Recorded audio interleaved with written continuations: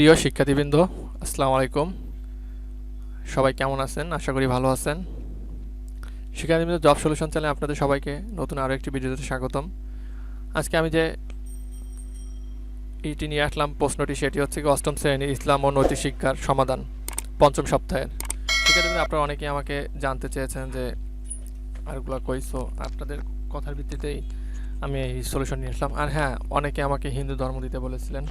আসলে আপনাদের আমি আন্তরিকভাবে দুঃখিত, হিন্দু ধর্ম সাবজেক্টটি দিতে পারতেছি না, কারণ আমার কাছে ওই বইটি নেই। সো এই জন্য আপনারা প্লিজ কিছু মনে করবেন না, আমি হিন্দু ধর্ম দেই নেই। আমার কাছে যদি সংগ্রহে পাই, ইনশাল্লাহ আমি হিন্দু ধর্ম দিব। সো আপনারা কেউ মন খারাপ করবেন না, কেউ কষ্ট নেবেন না। সো কথা না বলে আমি তাহলে আজকে আপনাদেরকে অষ্টম শ্রেণীর ইসলাম শিক্ষা, ইসলাম ও নৈতিক শিক্ষা সাজেশনটি দিয়ে দিই। কী বলছে আমরা উদ্দীপকটি পড়ি। জনাব নকিব স্বীয় উদ্যোগে যোগাযোগ ব্যবস্থার উন্নয়নের জন্য এলাকার কতিপয় বন্ধুদের নিয়ে প্রতি শুক্রবার রাস্তাঘাট মেরামত সংস্কার করেন। অন্যদিকে তার এক বন্ধু নাবিল তার এ কাজগুলোতে অংশ না নিয়ে বরং বলেন নকিব সাহেব নেতা হওয়ার জন্য এসব করছেন।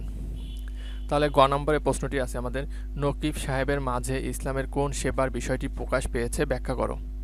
এবং ঘ নম্বরে আছে ইসলামের দৃষ্টিতে কায়েসের দৃষ্টিভঙ্গি কিসের পরিচায়ক আলোকপাত করো। শিক্ষার্থীবৃন্দ, আমরা তাহলে উত্তরে চলে যাই।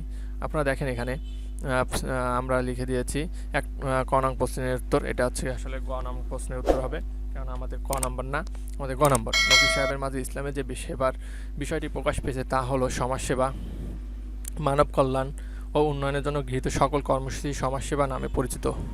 শিক্ষার্থীবৃন্দ, আমি তো খুব দ্রুত টাইপ করেছি, যদি কোনো ভুল হয়ে থাকে তা ক্ষমা সুন্দর দৃষ্টি দেখবেন এবং ভুলগুলো আপনারা শুধরে নেবেন, এটা আপনাদের কাছে আমি রিকোয়েস্ট করছি। সো তাহলে আমি আর বলতেছি না, আপনারা আপনাদের অ্যাসাইনমেন্ট এটা আপনারা সুন্দর করে হাতে লিখে ফেলেন।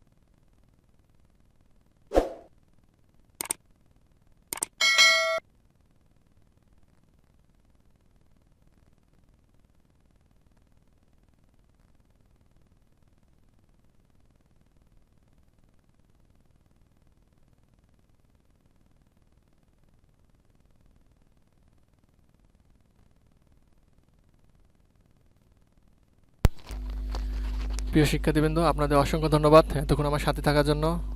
আর আমার চ্যানেলটি এখনও যারা সাবস্ক্রাইব করেননি, প্লিজ সাবস্ক্রাইব করে দেবেন এবং পাশে থাকা বেল আইকনটি বাজিয়ে দেবেন, যাতে করে আমি ভিডিও চালে সর্বপ্রথম আপনার কাছে ভিডিও চলে যায়। সো শিক্ষার্থীবৃন্দ, আজকে এই পর্যন্তই। সবাই ভালো থাকবেন, সুস্থ থাকবেন। আল্লাহ হাফেজ।